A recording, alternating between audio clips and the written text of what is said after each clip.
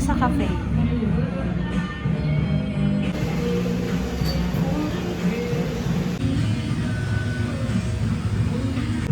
Hindi ako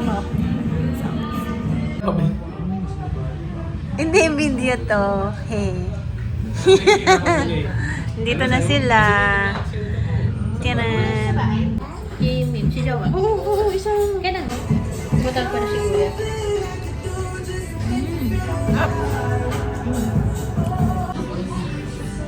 Yan, Miss Ma'am So, ayun, nakauwi na tayo. Galing sa labas. Hindi ako makapag-vlog doon kanina kasi may sounds eh. Yun pala yung mga dating kong ka-office mates. So, yun, nagkita-kita lang kami. Update. This is another vlog after nung walk natin kaninang umaga lang. Kaninang umaga lang yun actually. And then, eto katuloy. It's the 8th day of walking.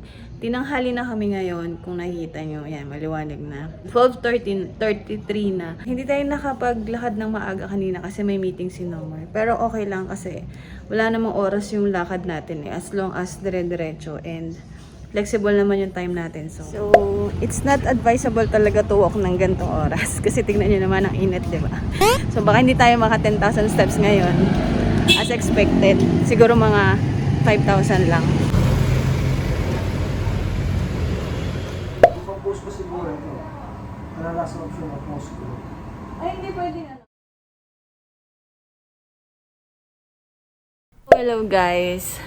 Hindi tayo nakapaglakad ng madami ngayong araw kasi ayun, medyo busy. Tomorrow na lang ulit. So, see ya. Hindi ko naman text doon man. Good morning guys. Yeah, literally good morning. Look at my hair. So, this is our 8th day. Kasi yung last time, di ko makonsider na 8 kasi hindi naman kami nakapaglakad ng mahaba. So, before tayo umalis, sunscreen muna tayo. Ang gamit ko ay Celotex. I don't know. Ay, may pag ganun-ganun. Di ko alam kung okay ito, pero meron siyang brightening, niacinamide, and vitamin C. Diba? SPF 60 plus UV. Okay. Just put some. And then, pack. Ang dami na nalagay ko. Ang dami. So, importante na magsa-sunscreen guys kapag lalabas or kahit nasa loob ng bahay. Sabi nila. Especially kapag mga 30 na. Hello guys. Paalis na kami ng bahay. It's already 6:42 AM. So, this is my outfit. Tara! Tawag dito. Sa ano naman kami ngayon? San Juan. Dito lang. Lakad lang hanggang doon sa may Green Hills palabas ng EDSA.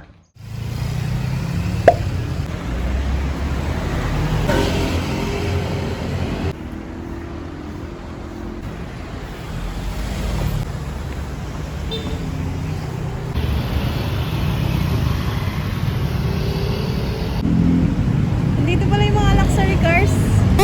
Pero yun o, BMW, ayun o, Ferrari. Tapos ito,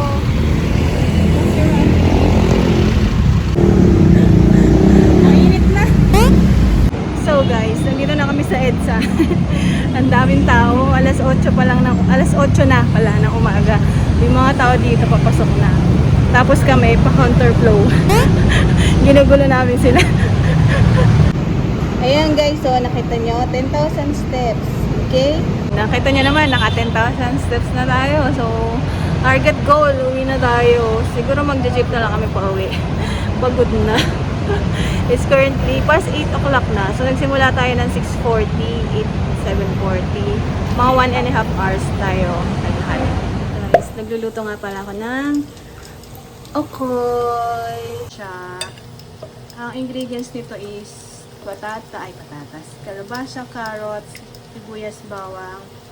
Tapos, since wala akong hipon, hibe na lang nilagay ko. Tcharan! May naluto na ako dito.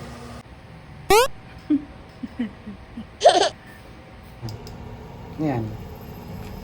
Orange. Sayang kasi masisira na, kaya bili na lang natin juice. Ganito na itsura niya, oh. Pakita mo sa akin. Ganito na itsura niya, oh. So, matagal lang kasi ito. Nung ano ba ta, nung New Year. Ayan, tingnan mo. Tapos sumakat siya natin dyan. Yung tatlong piraso, ganito yung kadami. Hindi yan. Yan, oh. May juice pa eh. Pwede pa yan. Lagyan natin ng gin. Sayang kaya. Yarn, nakaligo na tayo and nakaluto. Ito na ating naluto. Hindi lang siya mukhang masarap, pero masarap yan. And then, adobo. Good morning guys. It's our 9th day. Yes, consistent tayo hanggang 60 days to. Hanggang 60 days. So, sana dire-diretso. Actually, nagkaroon kami ng 2 days miss na araw. Pero okay lang. Tuloy pa rin tayo. Guys, nandito na tayo sa palengke. Bili tayo ng sotanghon. Ito. Yung maliit lang. Magkano po yung sotanghon? So, ngayon, nandito na tayo sa medyo tahimik na lugar. Kasi doon kanina ang gulo-gulo eh, ang ingay. Pero nakakatuwa kasi ang daming masarap mamili, ang daming pwedeng mabili. Guys, finally home. Napagod. Ang init na kasi, alas 9 na ng umaga ngayon. For now, timpla muna tayong kape. First thing is water. Water? Water, may H. Next is coffee. Bango. So, mga 3 scoop.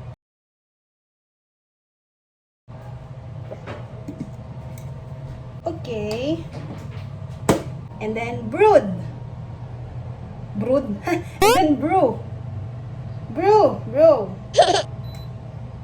Yes. Let's just wait. So, habang nagbo-brew yan, magdilig muna tayong halaman. Tagal ko na din nakakapagdilig.